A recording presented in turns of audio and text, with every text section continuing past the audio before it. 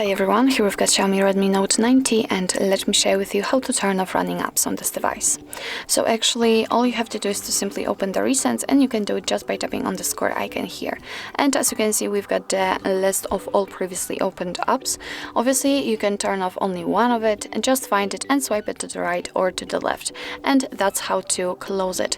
Of course you can close all of them with only one click just upon this X button.